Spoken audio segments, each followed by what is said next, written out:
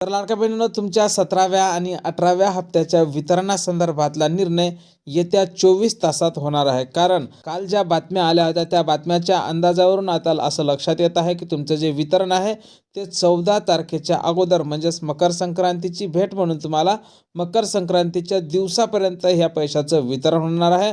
आणि लाडक्या बहिणींनो, त्या संदर्भातला GR आता आज उद्या या 2 दिवसातच यायला पाहिजे, तरच तुमच्या खात्यावर 14 तारखेपर्यंत या पैशाचं वितरण होणार आहे. अन्यथा मागच्या हप्त्यासारखंच तुम्हाला या हप्त्याला पण उशीर होणार आहे. पण बऱ्याच नेत्याने, आमदार असो किंवा मंत्री असो, त्यांनी पोस्टर छापलेले आहेत की लाडक्या बहिणींना मकर संक्रांतीच्या पूर्वी या हप्त्याचं वितरण होईल. तर लाडक्या बहिणींनो, त्यांना काहीतरी पुरावा हाती लागल्याशिवाय त्यात तसे खोटे पोस्टर छापणार नाही. त्यामुळे लाडक्या बहिणींनो, तुमचा निर्णय हे येत्या 24 तासात होणार आहे आणि लवकरच तुम्हाला वितरणासंदर्भातला निर्णय येईल.